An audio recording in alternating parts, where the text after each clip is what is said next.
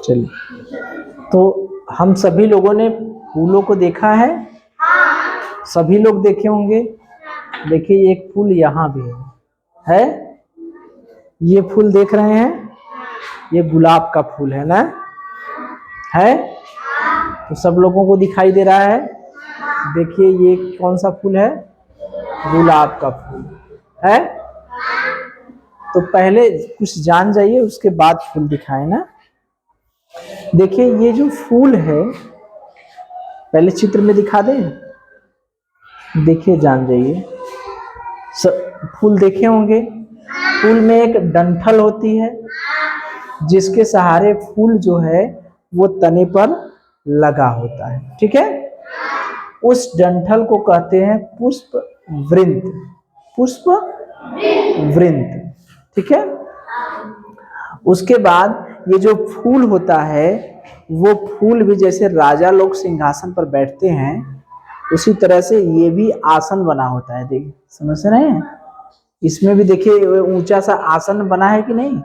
जैसे फूल जो है ये जहाँ बैठता है वहां पर एक आसन जैसी संरचना बनी थी, थोड़ा सा चपटा रहता है, देखते हैं। तो इसी को कहते हैं पुष्प आसन, पुष्पासन। पुष्पासन यानी पुष्प का क्या है, आसन, यानी पुष्प कहाँ बैठा है, सिंहासन पर बैठा है, ठीक है। अब जब इस पुष्पासन को देखेंगे तो उसके चारों तरफ देखिए हरे रंग की ये दिखाई देती है पत्ती जैसी, देख रहे हैं, दिखाई दे रहा है। तो ये है वाह दल, क्या है, वाह दल। ये जब पुष्प जब एकदम कली अवस्था में, जैसे गुलाब का फूल खिला नहीं होता, अगर सोचिए कली अवस्था में होता, सब छोटा सा बंद होता, तो देखेंगे कि इसको ये जो खुला है हरा हरा, यही इसको ढके रहती है।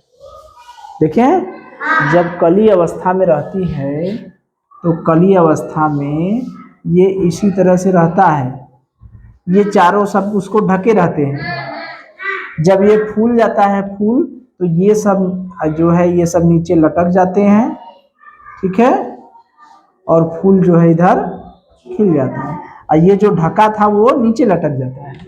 तो यही होता है वाहदल, यही क्या होता है,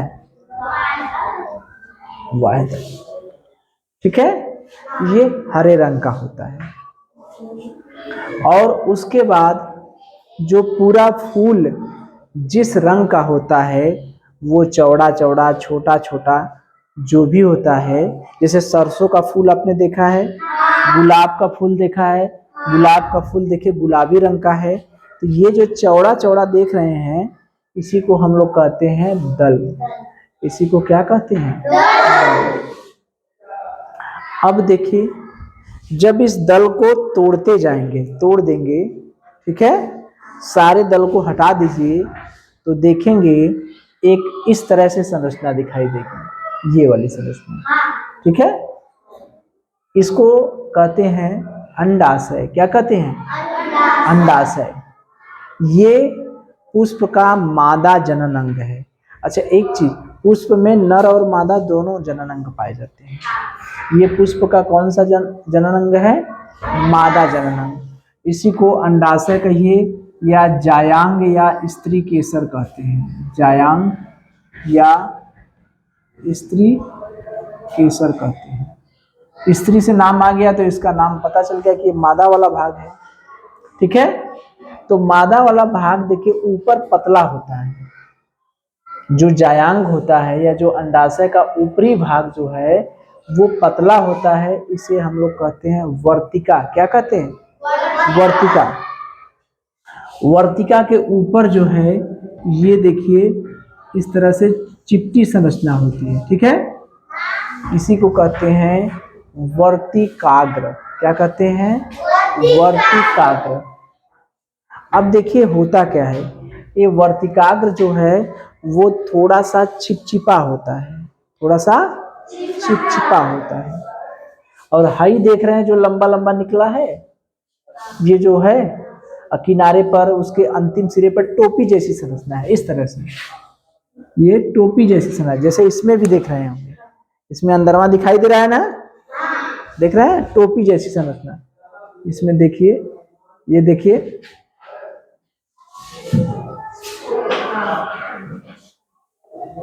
देख रहे हैं, ये देखिए, इसमें जो है ये देखिए, ये दिखाई दे रहा है, ये देखिए टोपी जैसी संरचना है, ये वाला जो संरचना है, ठीक है।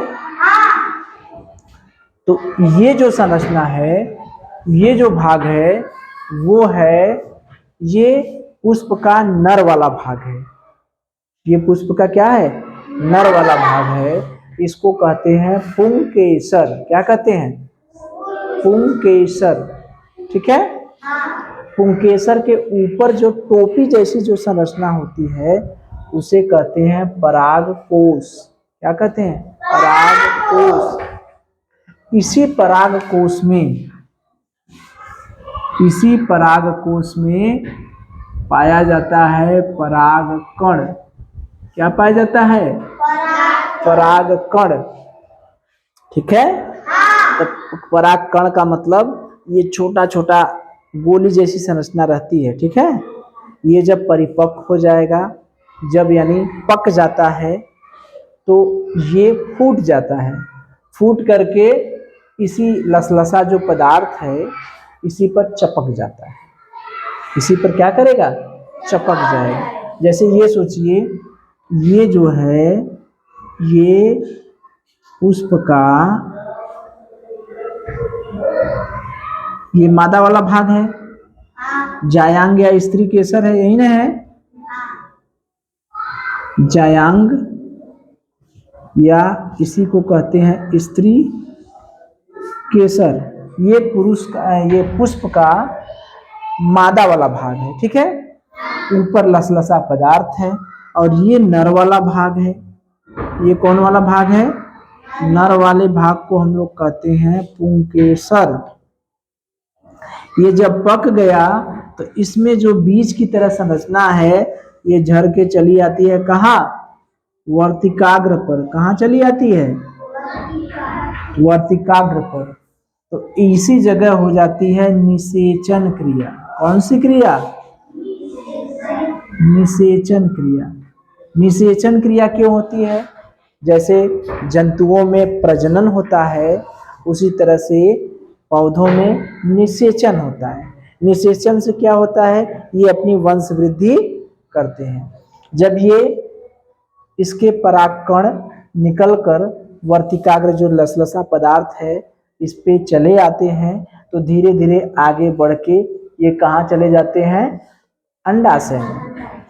कहाँ चले जाते हैं, अंडाशय में। यानी ये जो है फिर धीरे धीरे विकसित होकर ये बीज बना देता है। क्या बना देता है, बीज बना देता है, फल बना देता है, बीज बना देता है, ये सब चीजें बनती हैं।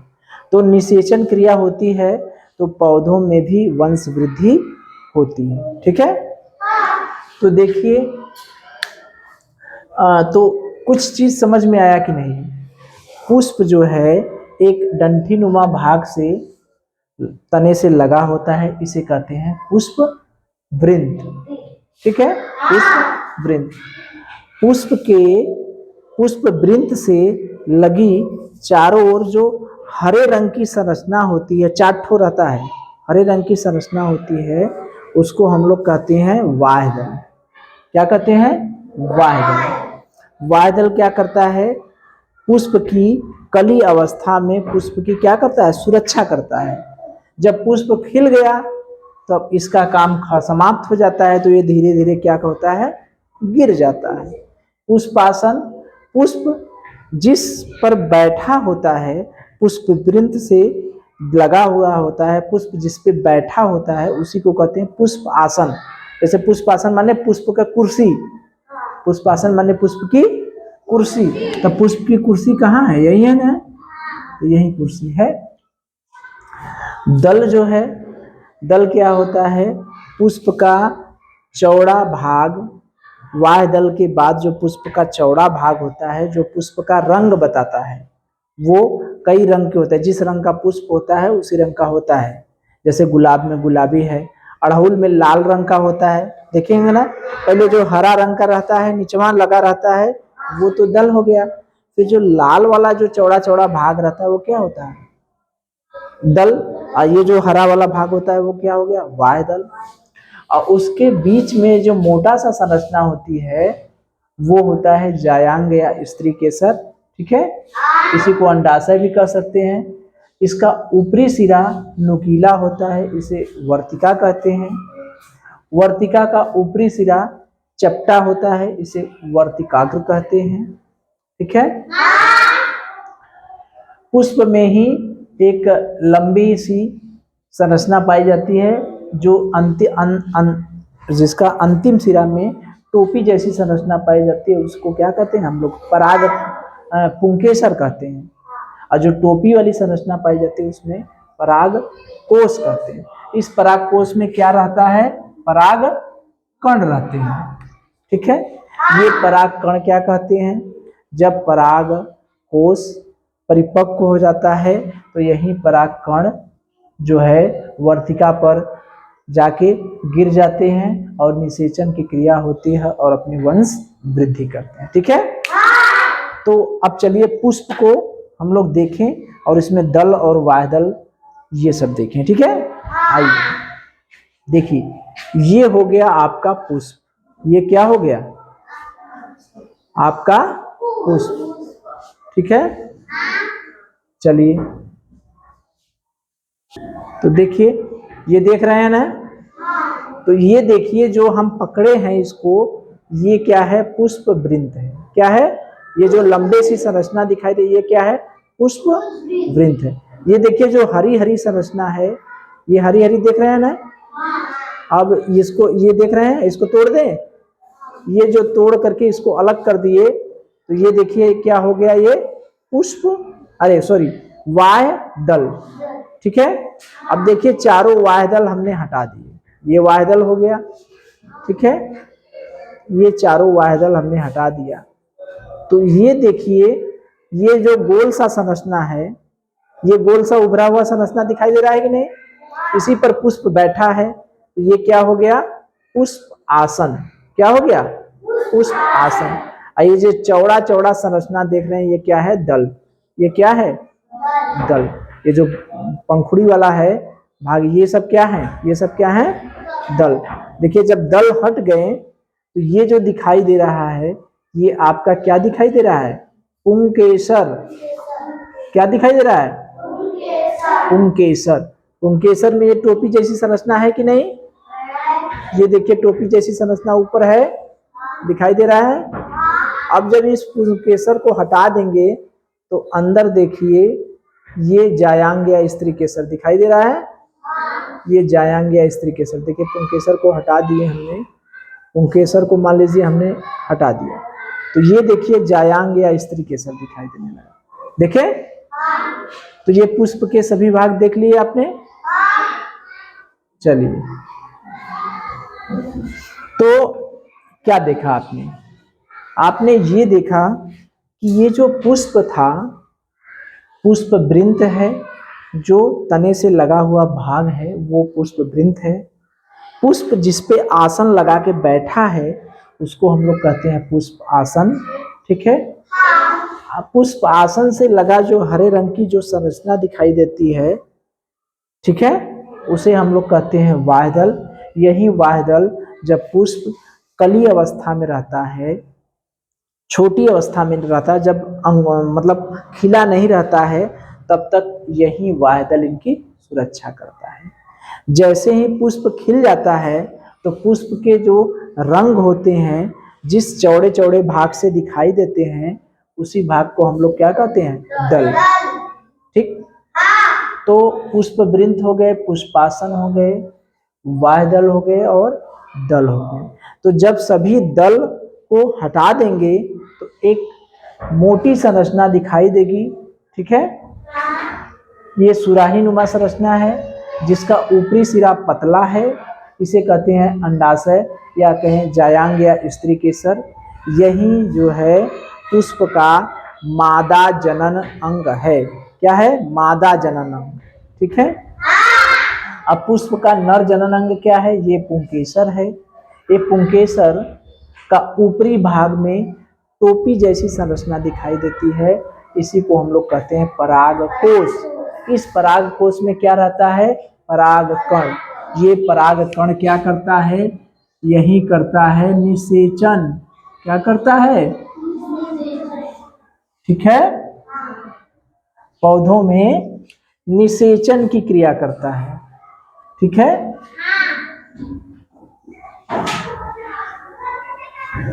पौधों में निषेचन की क्रिया करता है। निषेचन की क्रिया होती है तो क्या होती है? पौधों की वंश वृद्धि होती है। ठीक है, तो ये बताइए, अब आगे चला जाए। अब देखिए, जो पुष्प है, जैसे देखिए हम लोग टीवी में देखते हैं और रास्ते में भी कहीं देखते हैं, तो जो फूल खिला रहता है वो अपने आप आंखें चली जाती है और मन से निकलता है वाह क्या सुंदर फूल है। ऐसा होता है ना। सरसों का खेत है, उसमें अगर सरसों के सभी फूल खिले हैं तो पीला पीला कितना बढ़िया लगता है। टीवी में देखते हैं तो भी कितना बढ़िया लगता है। तो मन से ये निकल जाता है कि वाह कितना सुंदर है। तो जो सबसे आकर्षक और महत्वपूर्ण जो अंग है वो क्या होता है? पुष्प होता है। अगर आपसे पूछा जाता है, प्रश्न पूछा जाता है, अब देखिए जानने को तो हम लोग जान गए, प्रश्न कैसे बनेंगे, प्रश्न कैसे पूछे जाएंगे वो तो जान जाए कि पौधे का सबसे आकर्षक और महत्वपूर्ण अंग जो होता है वो क्या होता है? पुष्प। क्या होता है? पुष्प। पुष्प को इंग्लिश में कहते हैं फ्लावर्स। ठीक है, एक प्रश्न यहां से निकल के आया कि पौधे का सबसे आकर्षक और महत्वपूर्ण भाग क्या होता है, तो हम लोग कहेंगे, क्या कहेंगे? पुष्प। सभी लोग देखे होंगे फूल, टीवी में देखे होंगे, खेत में देखे होंगे, पार्क में जाते हैं वहां पर देखे होंगे, कहते हैं कितना बढ़िया बढ़िया फूल है, मन को मोह लेता है ना। तो सबसे आकर्षक भाग पौधे का क्या होता है? फूल। अगला देखिए, ये फूल जो है कहाँ से लगे होते हैं? शाखाओं से लगे होते हैं, तने या शाखा से लगे होते हैं। या तो डायरेक्ट फूल तने पर ही लगे होते हैं या तो शाखा पर लगे होते हैं। जैसे ये है, ये फूल है तो फूल हो सकता है यहीं लगा हो या इससे शाखा निकली हो इस पे फूल लगा हो, ये भी हो सकता है। तो ये तने से भी लगे हो सकते हैं और शाखाओं से भी लगे हो सकते हैं। तो अगर आपसे पूछा जाता है कि क्या फूल तने से ही लगे होते हैं या शाखाओं से लगे होते हैं, केवल तने से लगे होते हैं, केवल शाखाओं से लगे होते हैं, या तने और शाखाओं दोनों से लगे होते हैं, बताइए।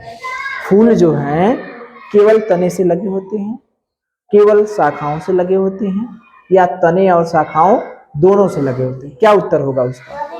तने और शाखाओं दोनों से लगे होते हैं। तने पर जो कलिकाएं होती हैं, तने पर आप लोग देखे होंगे कि छोटे छोटे पुष्प, जब पुष्प नहीं बना रहता है तो वो किस रूप में रहता है? कलिका के रूप में। जब पुष्प खिला नहीं है, पुष्प बंद है, अभी देखा है आपने, ये बंद पुष्प है, ये बंद, ये क्या है? बंद पुष्प है, बंद पुष्प। ठीक है, तो बंद पुष्प को हम लोग क्या कहते हैं? कलिका। क्या कहेंगे? कलिका।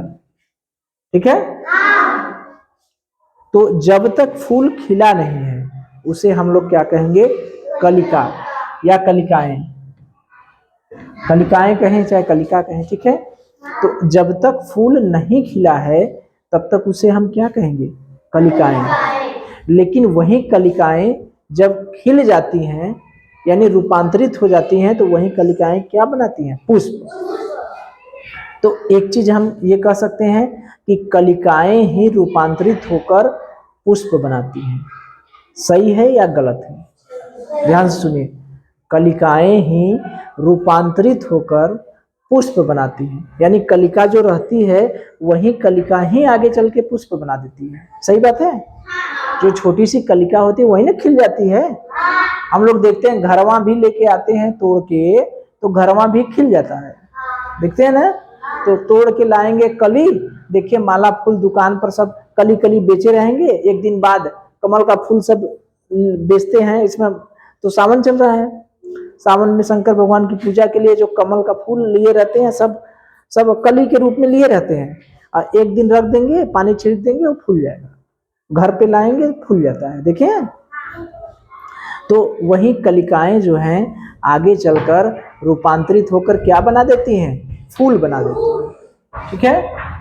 अब पुष्प के कितने भाग होते हैं, देखिए 4 भाग। पुष्प के 4 भाग हैं, बाह्य दल, दल, पुंकेसर, स्त्री केसर, ठीक है।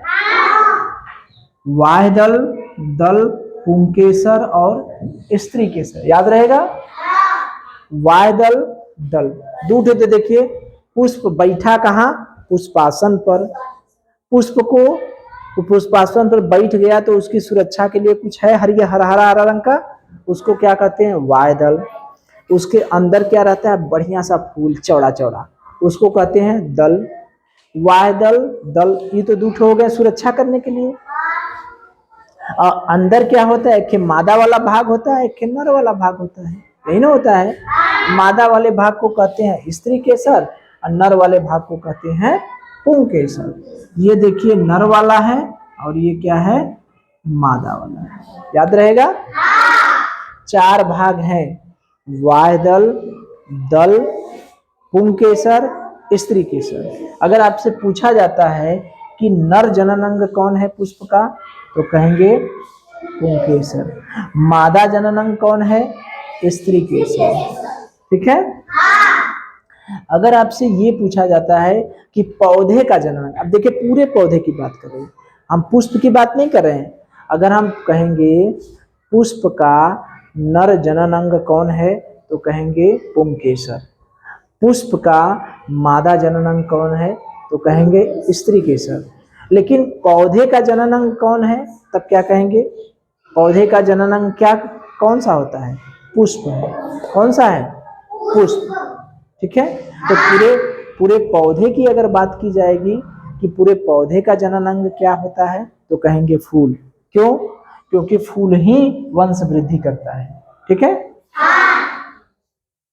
अब देखिए, अब निषेचन कैसे होता है। निषेचन माने जैसे जीव जंतु निषेचन क्रिया करते हैं और अपनी वंश वृद्धि करते हैं, तो वैसे पौधे भी तो बेचारे करेंगे।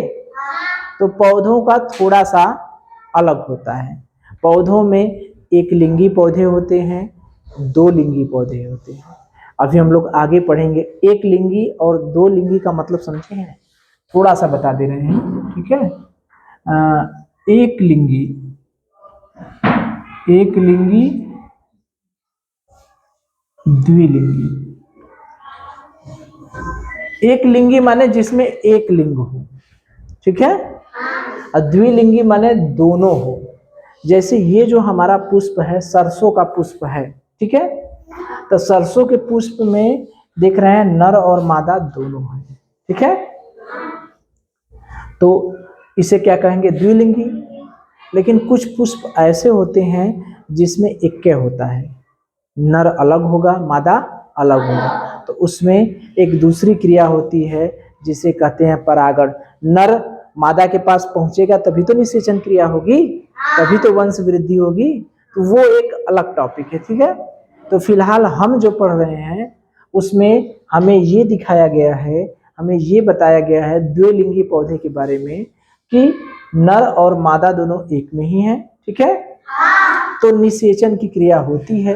निषेचन की क्रिया कैसे होगी, ये जो पुंकेसर है, पुंकेसर में ये जो परागकोश होता है वो जब परिपक्व हो जाए, परिपक्व माने पक जाना, जैसे जवान हो जाना, जैसे नहीं कहते, जैसे हम लोगों में जब जवान होते हैं तो शादी होती है, फिर बच्चे पैदा होते हैं ना।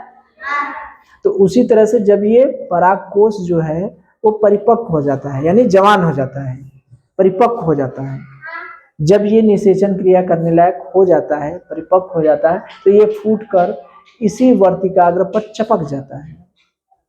इसी वर्तिकाग्र पर क्या करेगा, चिपक जाएगा। तो चिपक जाएगा तो निषेचन की क्रिया होगी, और निषेचन की क्रिया होने के बाद अंडाशय में फल बनेंगे, फल के अंदर बीज बनेंगे, और बीज को जब हम बो देंगे तो नए पौधे बनेंगे। ठीक है। तो निषेचन की क्रिया जब होती है तो अंडाशय से क्या बनता है, जब निषेचन की क्रिया हो जाएगी तो इसी अंडाशय में क्या बनेगा, क्या बनेगा, फल बनेगा। अब फल में क्या होते हैं, फल में क्या होता है, एक बीज भी हो सकता है या अनेक बीज भी हो सकते हैं। ठीक है।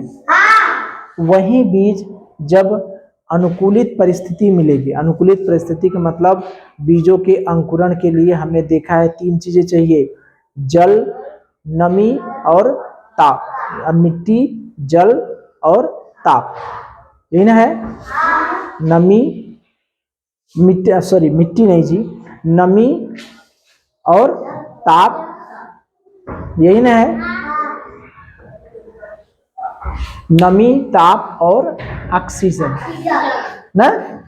तो जब उसे अनुकूल परिस्थिति मिलेगी कि नमी मिलेगी, ताप मिलेगा और ऑक्सीजन मिलेगा तो वो अंकुरित हो जाएगा। तो अगर उसको अनुकूल परिस्थितियां मिलेगी तो यही बीज क्या हो जाएगा, अंकुरित हो जाएगा। ठीक है। तो देखिए प्रश्न कई ठो बने, इसमें प्रश्नों की संख्या बहुत है। क्या क्या प्रश्न बनेंगे देखिए। पौधे का सबसे आकर्षक अंग और या सबसे आकर्षक अंग कौन होता है, कहेंगे पुष्प।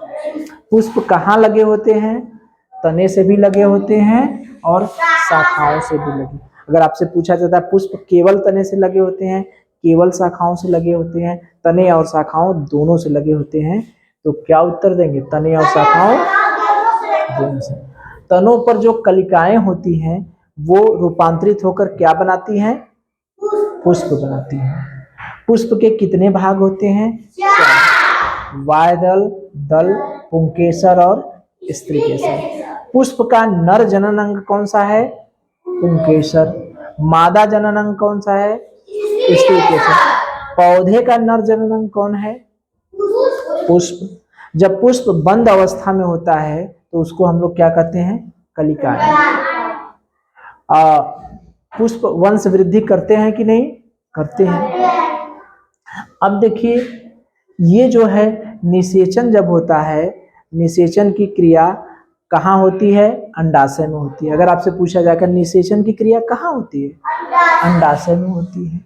अंडाशय से बनता क्या है, फल बनता है। निषेचन क्रिया कहाँ होती है, अंडाशय में, इसी में होगा ना निषेचन, अंडाशय में होती है। अंडाशय से बनता क्या है, फल बनता है। फल में बीजों की संख्या कितनी होती है, एक बीज भी हो सकते हैं, अनेक बीज भी हो सकते हैं। बीज से नन्हा पौधा कब बनेगा, जब उसको अनुकूल परिस्थिति मिलेगी। जब उसको क्या मिलेगी, अनुकूल परिस्थिति, यानी बीज को अनुकूल परिस्थिति मिलेगी तो वो क्या बन जाएगा, नन्हा पौधा बन जाएगा। ठीक है। पुष्प का वह भाग जो तने से लगा होता है उसे क्या कहते हैं, पुष्प वृंत। पुष्प वृंत से लगा जो हरे रंग की संरचनाएं दिखाई देती हैं, जो कली अवस्था में पुष्प की सुरक्षा करती हैं, उसे क्या करते हैं, वायदल। पुष्प का जो रंगीन भाग दिखाई दे, चौड़ा चौड़ा चपटा भाग दिखाई देता है, उसे क्या कहते हैं, दल कहते हैं। पुष्प का जो नर जनन अंग है उसे क्या कहते हैं, पुंकेसर। पुंकेसर के ऊपर जो टोपी सी संरचना दिखाई देती है उसे क्या कहते हैं, परागकोश। अंडाशय का ऊपरी नुकीला भाग क्या कहलाता है, वर्तिका। ऊपरी नुकीला भाग, लंबा भाग, गर्दन जैसा जो भाग है वो क्या कहलाता है, वर्तिका। और वह अंडाशय का ऊपरी चौड़ा भाग जो होता है उसे क्या करते हैं, वर्तिका। ठीक है। प्रश्न पूछा जाए, बता देंगे, स्टार्ट किया जाए। चलिए मुझे बताइए कि पौधे का, ठीक है, पौधे का सबसे आकर्षक भाग, आकर्षक अंग कौन सा है, कौन सा है, पुष्प। अच्छा मुझे ये बताइए पुष्प केवल तने से लगे होते हैं केवल शाखा से लगे होते हैं या तने और शाखाओं दोनों से लगे होते हैं? दोनों से लगे होते हैं। अच्छा, पुष्प की जो कलिकाएं होती हैं वो रूपांतरित होकर, जो कलिकाएं होती हैं वो रूपांतरित होकर क्या बनाती हैं? पुष्प बनाती हैं। Very good. पुष्प के कितने भाग हैं मुझे बता दीजिए, कौन कौन? वायदल, दल, पुंकेसर और स्त्रीकेसर। इसी लगे मुझे ये बता दीजिए कि पुष्प का जो नर जनन अंग है वो कौन सा है? पुंकेसर। Very good. अच्छा, पुंकेसर के ऊपर एक टोपी जैसी संरचना होती है, उसको क्या कहते हैं? पराग कोश। Very good. और पुष्प का मादा जनन अंग क्या होता है? स्त्रीकेसर। Very good. स्त्रीकेसर के ऊपर एक लंबा सा संरचना, अंडाशय जो होता है, अंडाशय का ऊपरी भाग नुकीला होता है, उसको क्या कहते हैं? वर्तिका कहते हैं। Very good. और वर्तिका का ऊपरी भाग चपटा होता है, उसे क्या कहते हैं? वर्तिकाग्र। Very good. अच्छा, मुझे ये बताइए, अगर आपसे पूछा जाता है पौधे का जनन अंग क्या होता है? क्या होता है? पुष्प। Very good. अच्छा, मुझे ये बताइए कि पौधों में निषेचन क्रिया होती है? निषेचन क्रिया तो होती है पुष्प में, ठीक। तो निषेचन क्रिया कहाँ होती है? कहाँ होती है? अंडाशय में। Very good. तो जब निषेचन क्रिया होती है अंडाशय में तो क्या बनता है? फल बनता है। अब वो फल में क्या पाए जाते हैं? एक या अनेक बीज। और बीज जो है वो नन्हा पौधा, या सॉरी, बीज को अगर हम अनुकूल परिस्थिति दे देंगे तो वो क्या बना देगा? नन्हा पौधा, ठीक है। अच्छा, परागकोश में वो क्या चीज रहता है जो निषेचन क्रिया करता है? परागकोश जो होता है उसमें एक पदार्थ रहता है जो निषेचन क्रिया करता है, वो क्या रहता है? पराग। Very good. तो देखिए, आज आप लोगों ने सभी प्रश्नों के उत्तर बहुत अच्छे ढंग से दिए, ठीक है। तो पुष्प के बारे में समझ गए। तो एक चीज और बता दीजिए मुझे कि जो पुष्प का वह भाग जो तने से लगा होता है उसे क्या कहते हैं? पुष्प, पुष्प वृंत, ठीक। अब पुष्प जिसपे आसन लगा के बैठा होता है उसे क्या कहते हैं? पुष्पासन। पुष्प का वह भाग जो कली अवस्था में हरे रंग का होता है और कली अवस्था में पौधे के पुष्प की सुरक्षा करता है, उसको क्या कहते हैं? वायदल। अब पुष्प का जो सबसे आकर्षक भाग, चौड़ा भाग होता है, जो पुष्प का रंग जिससे डिसाइड होता है, उसको क्या कहते हैं? ठीक है। तो बहुत अच्छी तरीके से आप लोग इसका उत्तर दे देंगे, ठीक है। चलिए।